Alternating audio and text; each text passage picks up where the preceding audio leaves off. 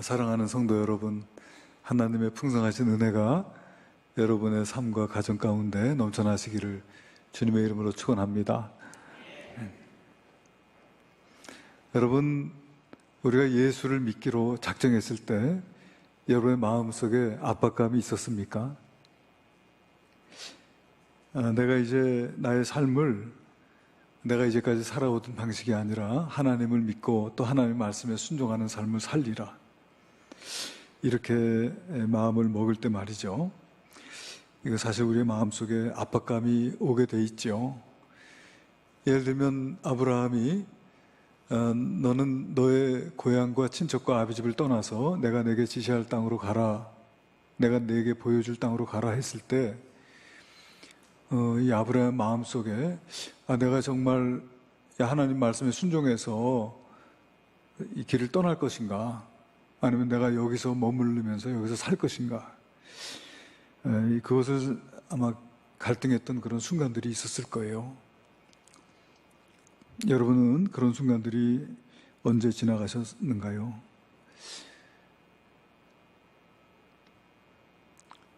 여러분, 이 음속이라고 하는 게 있어요. 음속이 소리의 속도입니다. 소리의 속도. 이 소리가 초속 340m를 간다는 거예요. 초속 340m. 이제 깜빡하는 사이에 340m를 가는 게 음속입니다.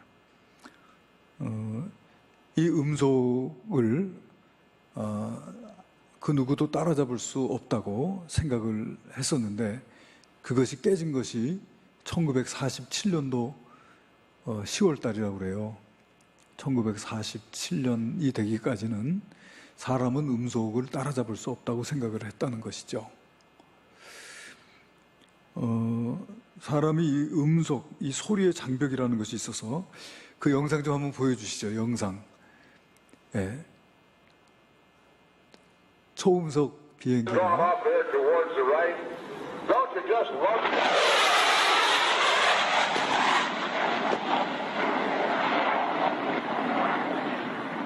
저게 초음속 비행기인데, 초음속 비행기가 음속을 추월할 때, 그러니까 소리의 속도보다 더 빨라질 때 저 소리의 장벽이 나타납니다. 여러분, 마치 하얀 수증기 같이 그렇게 생기지 않습니까? 그게 소리의 장벽을 통과하는 건데, 저 소리의 장벽을 통과하면 죽는다, 그런 생각을 가지고 있었어요. 실제로 영국의 한 비행사는 이 음속에 도전을 했다가 비행기가 폭발하는 바람에 죽고 말았습니다. 그런데 미국에서 유인 우주선 프로젝트를 이제 시행하고 있었는데, 그러니까 유인 우주선을 발사하기 위해서 이제 준비하다 보니까 이 우주선이 음속보다 더 빠르단 말이죠. 그러니까 유인 우주선, 사람이 우주선을 탈 수 있는가, 이거에 대한 많은 이제 연구가 있었던 모양이에요. 그래서 이제 이것을 시험하기 위해서 척 예거라고 하는 비행사가 초청이 되었습니다. 아마 이 비행에 능숙한 그런 경력을 가지고 있었던 그런 비행사였겠죠. 근데 그의 상관이었던 보이드 대령이라고 하는 사람이 그에게 이런 말을 합니다. 소리의 장벽에 도달할 때 무슨 일이 벌어질지는 아무도 모른다. 자네는 미지의 세계를 비행하게 될 거야. 비행기는 최신 시설로 음속을 초과해서 달릴 수 있도록, 날아갈 수 있도록 그렇게 이제 설계는 되었습니다만은, 그 비행기가 음속을 통과할 때 그때 어떤 일이 벌어질 것인가 아무도 모르는 거예요. 그 누구도 초음속 비행을 해본 적이 없기 때문에. 그런데 이제 여러 번의 시험 끝에 마침내 1947년 10월 14일 날 이 초음속 비행에 성공을 하게 됩니다. 초음속 비행에 성공을 하게 된 척 예거라고 하는 비행사가 그날의 경험을 이렇게 적고 있습니다. 벼락을 맞은 것 같았다. 걱정과 불안이 있었지만 소리의 장벽을 뚫고 나자 마치 잘 닦인 고속도로를 달리는 기분이었다. 중략하고 기대가 너무 컸던 것일까? 미지의 세계는 마치 포크로 젤리를 찌르는 것과 같았다. 여러분, 우리도 하나님을 믿고 하나님의 말씀에 순종하는 삶을 살아갈 것인가?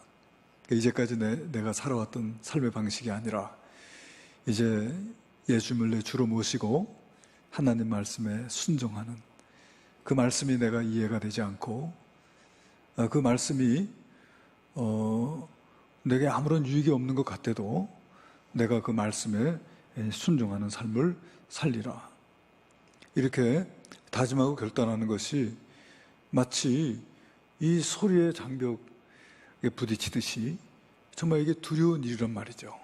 과연 내가 그런 삶을 살아갈 때 정말 이 나의 이 삶 앞에 도대체 어떠한 미래가 펼쳐지게 될 것인가?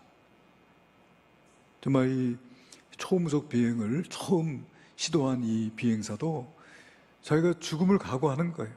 그다음에 인류의 개척자 된 그런 심정으로, 그렇잖아요? 이제 이 음속을 통과하면은 죽을지도 모른다고 하는 그런 이 긴장감을 가지고, 그렇잖아요? 그 초음속 그 소리의 장벽을 향해서 탁 날아갔습니다. 내가 죽는가 했는데 안 죽은 거예요. 그 순간은 벼락을 맞는 것 같았지만 그 순간을 지나고 나자 마치 잘 닦인 고속도로를 달리는 것 같다. 우리말에는 누워서 떡 먹기, 뭐 쉬운 죽 먹기 이런 말이 있습니다만은 아마 이게 미국적인 표현인 것 같아요. 포크로 젤리를 찌르는 것 같았다 하는 이 말이 너무 쉬웠다는 그런 말이 아니겠어요? 그래서 이제 우리가 하나님 말씀대로 순종하며 살아가려고 결단을 할 때 우리는 미지의 세계가 아닙니다, 사실은.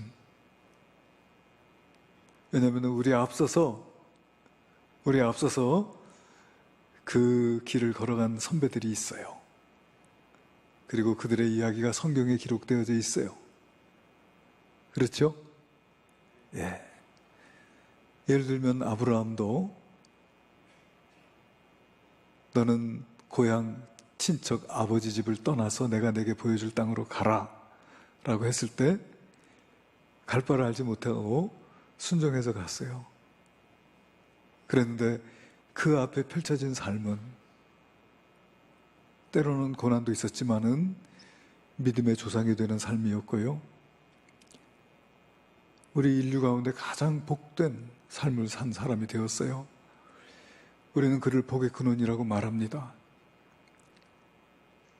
여러분, 저도 여러분도 이제 예수를 나의 주로 모시고 그 말씀 앞에 순종하기로 결단하고 살아가는 그런 복된 삶을 살아가실 수 있게 되기를 주님의 이름으로 축원합니다. 지나온 삶 속에서 나의 죄악에 해당되는 그런 삶의 그런 패턴들을 깨버리고 이제는 하나님의 새로운 자녀로서 하나님이 인도하시는 삶을 살기 위해서 믿음의 결단이 필요하다는 거예요.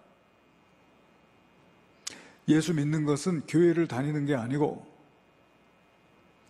교회에서 직분 받는 게 아니고 정말 내가 하나님 말씀대로 순종하며 살기로 결단하는 것이다. 아멘.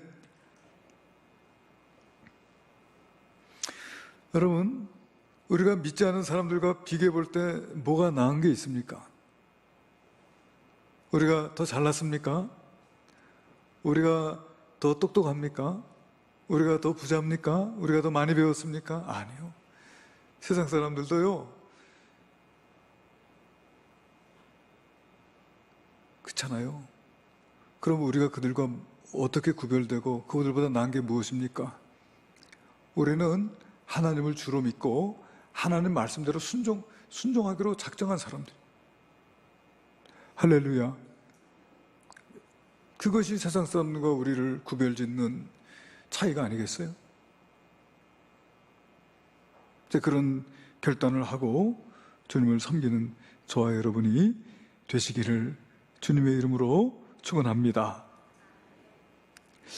우리 성도님들하고 이렇게 대화를 나눠보면은 많은 분들이 그런 얘기를 해요. 오랫동안 교회를 다니고 교회에서 설교도 듣고 또 성경도 읽고 기도도 하는데 왜 나는 변화되지 않는가? 왜 내 믿음 생활은 좀처럼 변화되지 않는가? 왜 나의 삶 속에는 풍성한 열매가 없는가? 그런 이야기들을 합니다. 그 이유가 여러분 무엇이겠습니까? 정말 우리가 하나님의 말씀대로 순종하며 살아가는 우리들의 삶이, 그런 삶이 이루어져 있지 않기 때문이라 그렇게 볼 수가 있을 것 같아요. 우리가 세상을 살아가는데 세상으로부터 많은 영향을 받게 됩니다. 그런데 그 가운데서 가장 큰 영향은 우리의 처음 가정이죠. 우리의 가족으로부터 받게 돼요. 성경에서 가족이라고 할 때는 보통 3, 4대를 포함하는 확대 가족을 의미합니다. 형제자매, 삼촌, 숙모, 부모, 조부모, 증조부모까지 그렇게 연결된 일가 친척들을 다 포함해서 가족이라고 말하는데, 그 원 가족이 가지고 있었던 삶의 문제들, 예를 들어서 이혼, 알코올 중독, 그 외의 중독, 성적 학대, 불행한 결혼 생활, 가출, 권위에 대한 불신, 혼의 임신, 안정된 관계를 유지하지 못하는 이와 같은 삶의 모습들은 한 세대에서 그 다음 세대로 대를 이어서 답습이 되고 있다고 하는 거예요.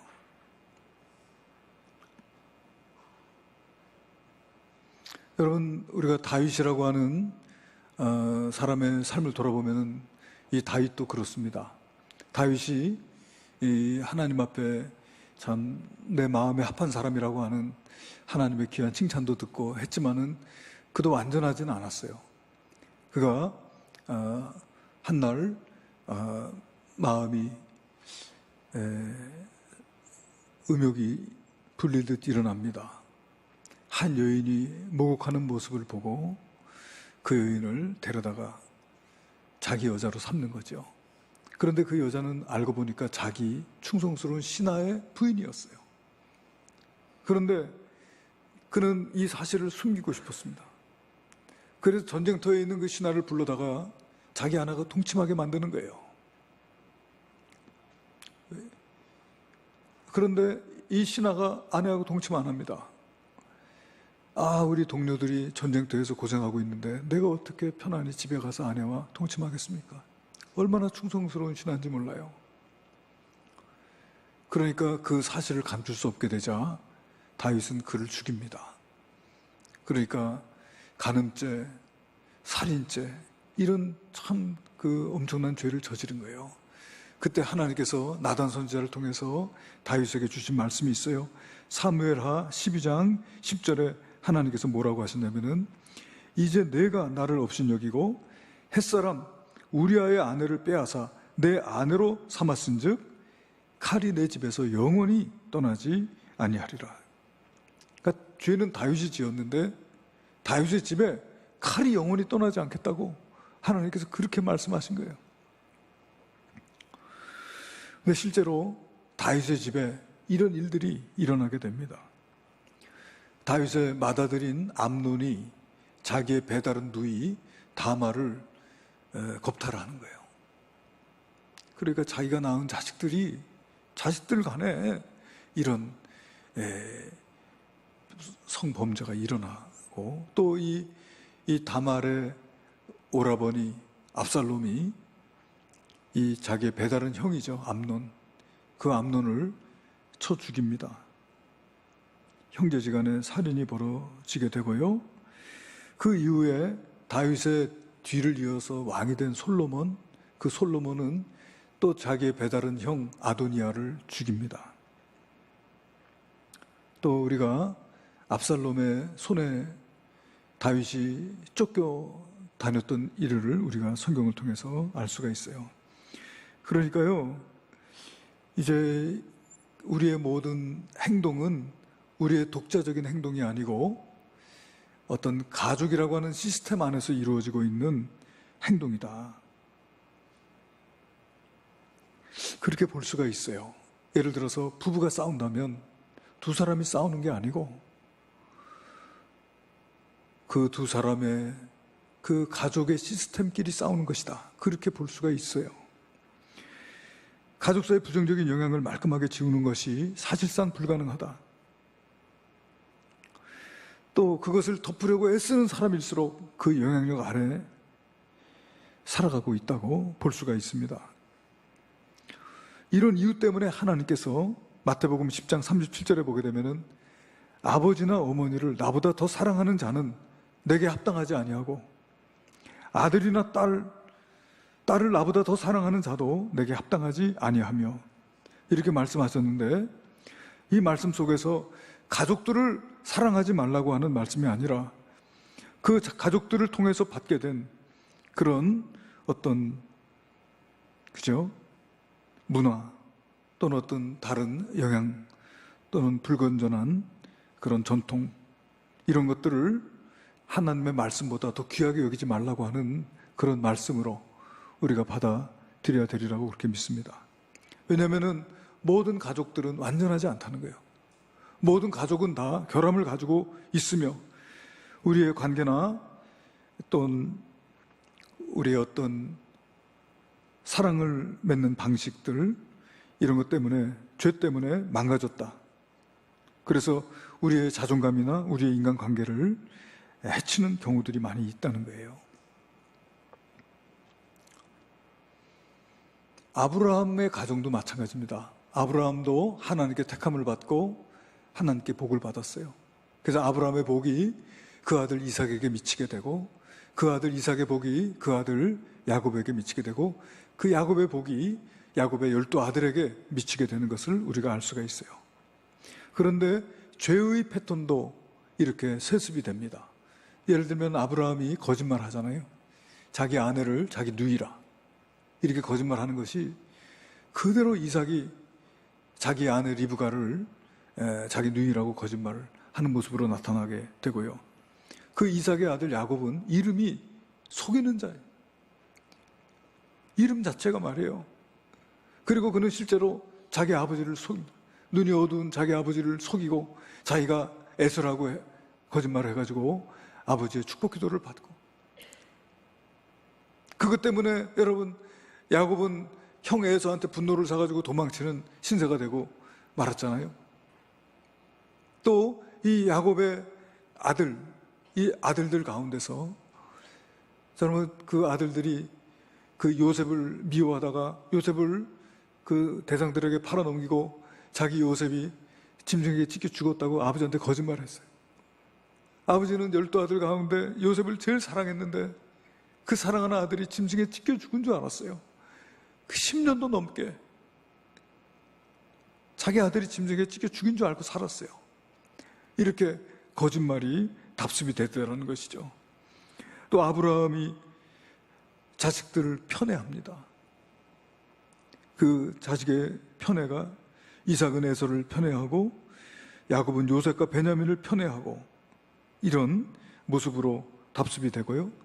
가족 관계가 서로 단절되는 거, 여러분 이삭과 이스마엘의 형제 관계가 단절이 되잖아요. 야곱과 에서의 형제 관계가 단절이 되고요. 요셉과 그 형제들도 관계가 단절이 되고 있습니다. 원만하지 못한 부부 관계도 계속 답습이 돼요. 아브라함은 아내의 몸종 하갈의 몸을 빌려 자식을 낳았습니다. 그로 인해서 사라의 마음에 고통이 있고 그 하갈과 이스마엘을 결국은 쫓아내고 말았지 않습니까? 또 이삭과 리브가의 가정 가운데 이삭과 리브가가 정서적으로 이렇게 서로 하나 되고 또 서로 사랑하는 관계가 아니고 정서적으로 분리되고 서로 속이고 속는 그런 관계가 돼버리고 말아요. 그래서 여러분 이삭은 에서를 사랑하고 리브가는 야곱을 사랑합니다. 아버지가 형 에서에게 너 가서 사냥해서 별미를 만들어 와라. 내가 먹고 너에게 축복하겠다는 그 얘기를 엄마가 엿듣고서는 야곱을 불러가지고 내가 저기 짐승을 잡아줄 테니 들고 들어가서 아버지한테 저기 가 축복기도 받으라고. 이렇게 부부지간에 서로 대화가 안 되고 단절이 되고 뜻이 하나가 되지 않았어요. 그리고 그 아들 야곱은 아내가 둘이고 첩이 둘이고 아내가 넷이에요. 그러다 보니까 서로 시기하고 질투하고 하는 그런 일들이 가정에서 끊이지 않았던 것을 우리가 알 수가 있어요. 이렇게 그런 가정에서의 죄의 모습도 이렇게 대를 이어서 답습이 되더라는 것이죠. 그래서 우리는 우리를 길러준 사람들, 그들에게 영향을 받게 돼요. 그들의 행동과 사고방식, 그것이 우리의 삶 속에 흔적을 남기게 됩니다. 이 세대의 문화나 대중매체, 자신에게 벌어진 사건들을 해석하는 방법, 이런 것들을 다 우리를 양육해준 사람들에게 보고 배워요. 그런데 그들이 사실은 온전치 않습니다. 저도 자식을 기릅니다마는, 그래서 보통 그릇된 가치관을 심어주기가 쉬워요. 예를 들어 돈에 대한 가치관은 그렇습니다. 돈은 많아야 돼. 돈이 많아야 안전해. 이렇게 가르치는 거예요. 돈을 많이 가질수록 그 사람의 가치도 올라가는 거야. 출세를 하려면 돈을 많이 벌어야 돼. 이런 식으로 우리가 의식적으로, 무의식적으로 자식들에게 가르치는 거예요. 우리 자녀들이 대학을 진학할 때, 학과를 선정할 때 기준이 뭡니까? 어느 학과를 가면 돈을 잘 버나? 어느 학과를 가야 돈을 잘 버나? 돈을 잘 버는 학과를 가겠다는 거예요. 왜? 부모들이 돈이 제일이라고 가르쳤기 때문에 그래요. 우리가 의식했든 의식하지 못했든 돈 하면서 살기 때문에 우리 자식들이 돈이 제일인 줄 알아요. 성에 대해서 공개적으로 말하면 안 돼. 남자는 괜찮지만 여자는 반드시 순결을 지켜야 돼. 사실 옳지 않은 이야기인데 그렇게 가르치는 것이에요. 슬퍼하지 마. 슬퍼하다는 것은 약하다는 증거야. 뚝 울면 못 써. 그릇된 가르침인 거예요. 또 사람들 앞에서 가족의 치부를 말하면 안 돼. 가족과 집안에 대한 의무가 가장 먼저야. 사람들을 믿지 마. 아무도 믿지 마. 아무한테 문 열어주면 안 돼. 아무한테 따라가면 안 돼. 믿지 말라고 가르칩니다. 또는 어떤 지역, 어떤 나라, 그 지역 사람들, 그 나라 사람들 못 쓴다고 그렇게 가르칩니다. 성공이 뭐냐? 성공은 좋은 대학 들어가는 거야. 성공이 뭐냐? 성공은 돈 많이 버는 거야. 성공이 뭐냐? 성공은 결혼해서 자녀를 낳는 거야. 이런 식으로 우리가 의식하는 가운데 또는 무의식하는 가운데 우리 자녀들을 가르치게 되는 거예요. 우리가 세상을 바라보는 관점으로 우리 자식들이 세상을 바라보게 됩니다.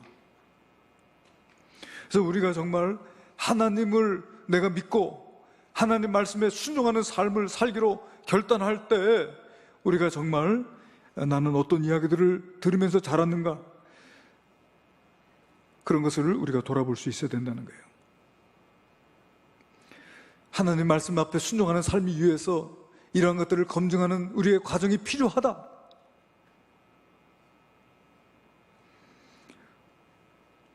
저도 참 자녀들에게 사회에서 필요한 사람이 돼야 돼. 대학을 졸업한 자녀들은 갈 직장이 없다고 하지만은 직장에서는 쓸 사람이 없대. 왜? 유용하지 않다는 거야. 그러니까 유용한 사람이 돼야 돼. 그렇게 수도 없이 가르쳤죠. 사랑받는 사람이 되기 위해서는 실력을 갖춰야 돼. 자기 가치와 존재감을 느끼기 위해서는 유능한 사람이 돼야 돼. 실력이 있고 유능해야만 사랑받고 그 가치를 인정받을 수 있는 것처럼 그렇게 수도 없이 가르쳤어요. 그러니까 성과 중심의 사고를 하는 거예요.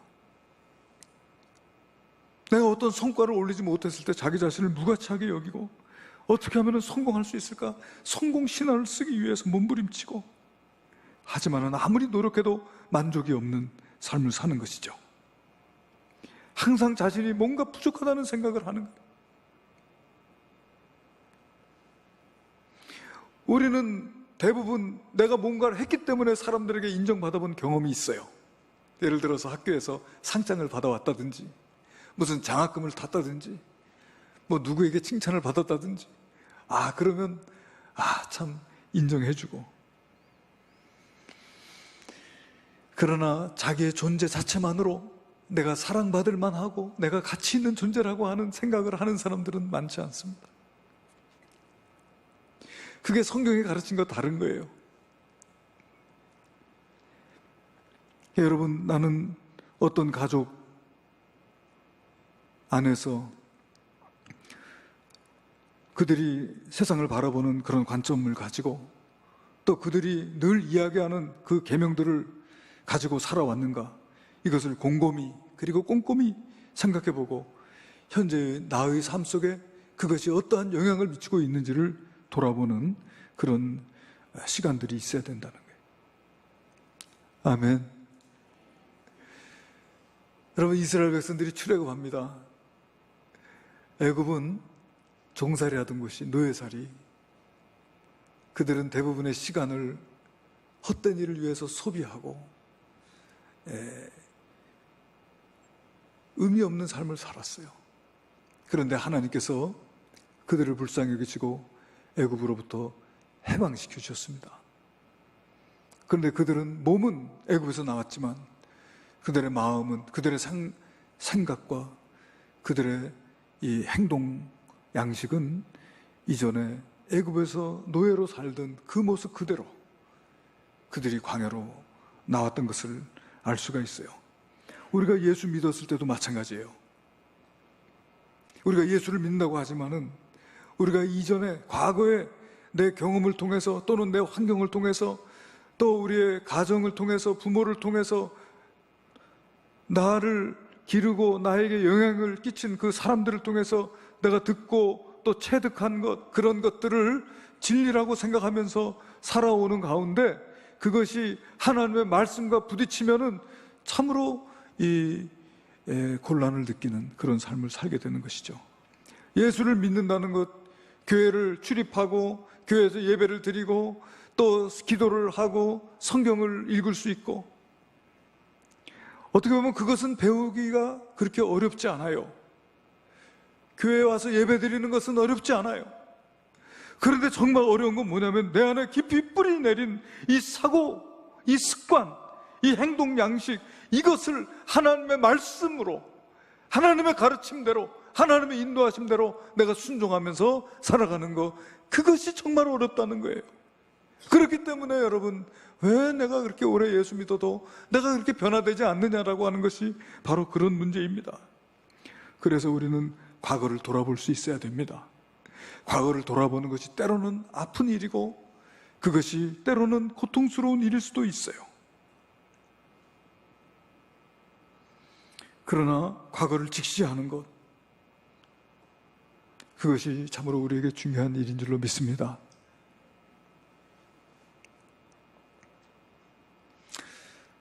그러나 여러분, 감사한 것은 우리를 인도하는 것은 우리의 과거가 아니고 하나님이 우리의 인도자 되신 줄로 믿습니다.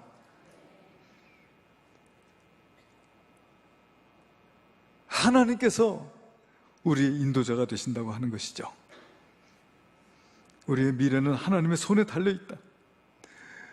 우리의 과거가 필연적인 운명이 아니고 우리가 그리스도인이 된다라고 하는 것은, 내가 하나님의 자녀가 된다라고 하는 것은 이제는 내가 하나님의 가족으로 새롭게 입양되는 것을 말하는 거예요. 아멘. 나는 이제 하나님의 가족이 되는 거예요. 하나님의 자녀가 되는 거예요. 나에게 새로운 가족이 생기고 나에게 새로운 신분이 생기고 나에게 새로운 상속권이 생기고 그것입니다. 예수님을 믿을 때 근본적으로 새로운 시작을 하게 되는 거예요. 믿습니까? 예수를 믿는다는 것은 전적으로 새로운 존재가 되는 거예요. 그런즉 누구든지 그리스도 안에 있으면 새로운 피조물이라. 이전 것은 지나갔으니 보라 새 것이 되었도다. 할렐루야. 왜 아멘들 안 하셔요? 어디 가서 아멘 하시려고 예배 드릴 때 아멘 안 하세요? 아멘 하세요. 아멘 하세요. 예.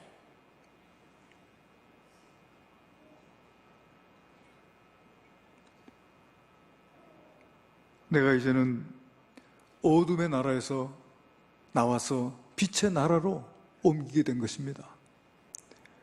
이제는 생명의 성령의 법이 죄와 사망의 법에서 너를 해방하였습니다. 할렐루야. 네, 이런 믿음으로 사는 거예요. 이제 우리는 새 이름을 얻었고 새로운 가족이 생겼습니다. 그래서 우리 예수님께서 마가복음 3장 33절과 34절에 보니까 대답하시되 누가 내 어머니이며 동생들이냐 하시고 둘러앉은 자들을 보시며 이르시되 내 어머니와 내 동생들을 보라. 누구든지 하나님의 뜻대로 행하는 자가 내 형제요 자매요 어머니이니라. 이렇듯이 하나님은 우리가 우리의 과거로부터 내려오는 죄된 습관과 행동과 양식들을 벗어버리고 하나님의 새 가족으로서 변화된 삶을 살아가기를 원하고 계신 줄로 믿으시기를 바랍니다.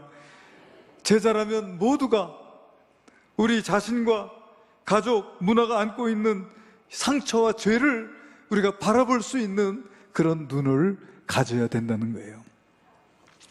오늘 우리가 요셉의 이야기를 읽었습니다. 이 요셉은 참 자기 형제들에게 미움을 받고 형제들에게 팔려서 졸지에 자기를 그렇게 사랑해주는 아버지, 또 자기의 집을 떠나서 문화가 다르고 음식이 다르고 언어가 다르고 너무 낯설은 이방 땅에서 노예가 되었어요. 하루아침에. 그런데 그는 처음에는 이 보디발이라고 하는 사람의 집에서 가정 총무로 살았지만은 또 억울한 누명을 쓰고 옥살이까지 하게 돼요. 10년도 넘는 옥살이. 그것도 죄도 없는 억울한 누명을 쓰고 말이죠. 저는 생각해 봐요. 그 애굽으로 끌려간 요셉이 얼마나 괴로웠을까. 가끔 묵상해 봐요. 얼마나 아버지가 그리웠을까. 얼마나 자기가 부딪힌 이 현실이 거짓말 같았을까. 정말 자고 나면 꾸미기를 바라면서 잠에서 깨지 않았을까. 정말 뼈에 사무치게 차라리 내가 모르는 사람에게 납치를 당했다면 이렇게 억울하지는 않겠는데 형제들에게 인신매매를 당하고 그토록 형들 그러지 말라고 그렇게 애원하며 소리치며 부르짖을 때 나를 외면했던 그 형들의 모습들, 그런 게 여러분 잊혀지겠습니까? 그가 괴로우면 괴로울수록, 외로우면 외로울수록 정말 그 형들에 대한 원망과 미움이 가슴속에 사무치고 또 사무쳤을 거예요. 자기에게 없었어야 될 그 일이 있었기 때문에 자기의 인생이 얼마나 억울했을까. 그런데 참 이 요셉의 모습을 보면서 감탄하는 건 뭐냐면은 그럼에도 불구하고 요셉은 항상 하나님을 믿었다는 거예요. 할렐루야. 우리가 이해할 수 없는 일을 만나면 하나님이 뭐 하시는 거야 도대체? 하나님 살아계신 거야? 뭐 날 사랑하신다면서? 라고 생각하기 쉬워요. 그러나 여러분, 우리가 곰곰이 생각해 보면 그래요. 하나님께서 내가 이해할 수 있는 방식으로만 일하시는 게 아니에요. 저는 하나님께서 하시는 일들을 다 이해할 수 없어요. 그러니까 하나님께서 꼭 내가 이해할 수 있는 방식으로 일하셔야만 된다? 말도 안 되는 얘기예요. 만약에 정말 내가 이해하는 방식으로만 일하실 수 있다면 그는 하나님이 아닌 거예요.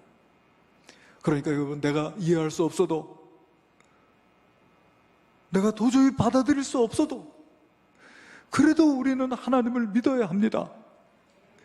하나님께서 하시는 일이고 하나님께서 뜻이 있겠지. 할렐루야. 그게 우리의 믿음의 자세가 되어야 돼요. 그러니까 요셉이 하나님을 붙들고 하나님을 의지하고 하나님 앞에서 정결하게 살려고 노력했어요. 그런데 말이에요, 그가 어느 한날 나락으로 떨어졌듯이 어느 한날 그가 애굽의 제2인자 총리 대신이 됩니다. 참 거짓말 같은 일이에요. 그러니까 7년 풍년 뒤에 흉년이 온다고 그것을 예언하고 그것을 대비하도록 총리가 된 거예요. 그래서 그는 풍년이 올 동안에 잘 대비했다가 정말 그 말대로 흉년이 왔는데 참 흉악한 흉년이 찾아오니까 애굽뿐만 아니라 애굽 주변에 있는 모든 나라들이 먹을 것이 없어서 전부 애굽에 먹을 것이 있다는 소문을 듣고 애굽을 찾아옵니다. 그러니까 이 곡간을 열어서 음식을 나눠주고 수많은 생명, 수많은 사람들을 다 살리는 거예요.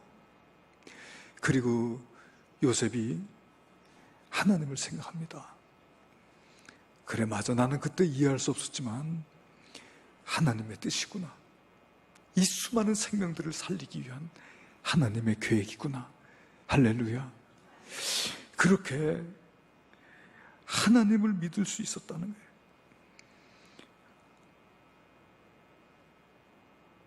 그리고 그는 그 애굽으로 음식을 사러 온 자기 형들을 만나요. 자기 가족들도 먹을 게 없으니까 애굽으로 음식 사러 왔을 때 요셉이 그들을 알아보는 거죠. 갑자기 여러분, 피가 거꾸로 치솟는 것 같고 벼락을 맞은 것 같은 그런 느낌이 들었겠지요. 이 요셉은 자기의 과거와 직면합니다.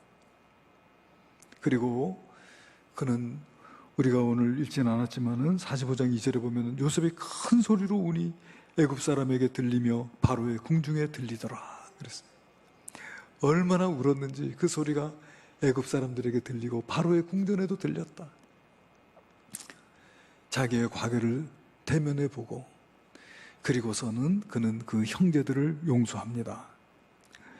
네, 우리가 오늘 읽은 5절에 보니까 당신들이 나를 이곳에 팔았다고 해서 근심하지 마소서, 한탄하지 마소서, 하나님이 생명을 구원하시려고 나를 당신들보다 먼저 보내셨나이다. 그렇게 고백하고 있어요. 여러분, 지나간 과거가 자기에게 들려주는 메시지가 아니라 하나님께서 자기에게 들려주는 메시지를 요셉이 들었다는 말이에요. 우리가 그런 어려운 일들을 당하면 우리가 보통 뭐라고 합니까? 난 망했다. 그죠? 나는 이제 무가치하다. 나는 실패자다. 나는 비참하다. 나는 존재할 이유가 없다. 나는 안 믿을 거야. 이런 보통 태도를 취하기가 쉽지 않아요. 그런데 요셉은 그런 소리 듣지 않았습니다. 그런 소리 듣지 않고 하나님께로부터 들려오는 그 음성을 들었기에 정말 그 수많은 영혼들을 살리는 하나님의 동역자가 되고 하나님께 귀하게 쓰임받는 복된 인생을 살게 된 것을 믿습니다. 할렐루야. 여러분, 저와 여러분이 하나님을 믿고 하나님의 말씀에 순종하며 살기로 결단하고 그 길을 걸어갈 수 있게 되기를 바랍니다. 마치 소리의 장벽을 깨뜨리고 정말 잘 닦인 고속도로를 달리는 것 같은 인생이 우리 앞에 펼쳐지게 될 줄로 믿습니다. 포크로 젤리를 찌르듯이 하나님과 함께 살아가는 복된 인생이 저와 여러분에게 펼쳐지게 되기를 주님의 이름으로 축원합니다. 기도하시겠습니다. 은혜로우신 아버지 하나님, 우리의 과거에서, 우리의 상처에서, 또 우리의 환경에서, 우리의 경험에서 들려오는 그 수많은 소리들, 그 소리들을 우리가 점검해 보게 하시고 성경에서 하나님께서 내게 말씀하시는 그 음성에 귀를 기울이며 그 음성에 순종함으로써 참으로 복되고 아름다운 인생이 우리들 앞에 펼쳐질 수 있도록 인도하여 주시옵소서. 귀하신 예수님의 이름으로 기도하옵나이다. 아멘.